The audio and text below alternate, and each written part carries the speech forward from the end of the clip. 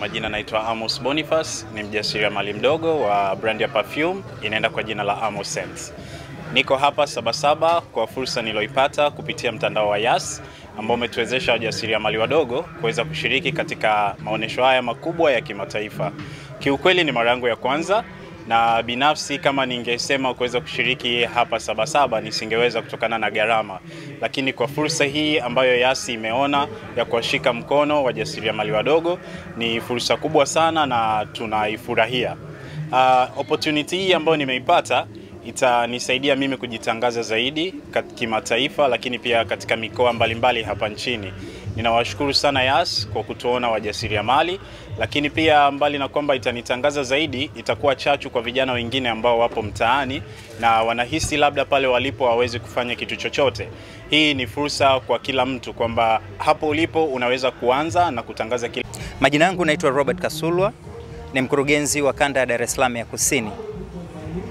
Siku hii ya leo tumezindua rasmi kampeni yetu ya Anzia Ulipo Biashara Expo, ambapo tumedhamini wafanyabiashara ama wajasiriamali wapatao 20 ambao walikuwa katika kinyang'anyiro kutoka nchi nzima na sehemu mbalimbali.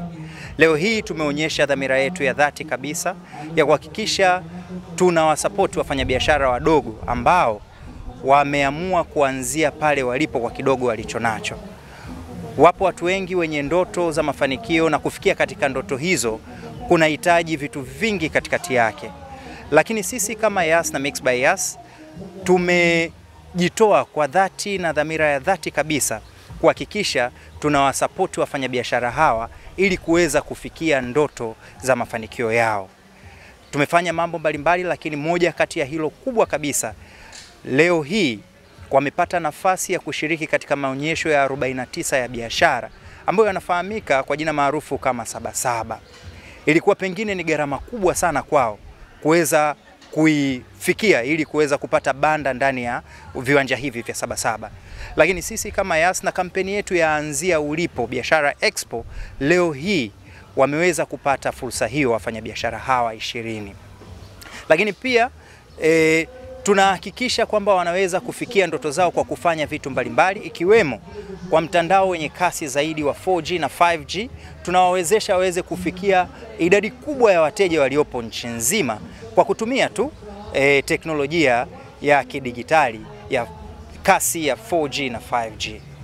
Yes. Mimi kupata nafasi ya Yas, kwanza naamini Yas inaenda kunitambulisha duniani. Pili, Yas inanipa kukua kwenye biashara zangu. Naenda kuwa mtu mkubwa kwenye biashara kama wafanyabiashara wengine walivyo. Mimi kupata hii nafasi ya Yas, nashukuru sana Mungu na naona naenda kukua mkubwa zaidi na zaidi na zaidi.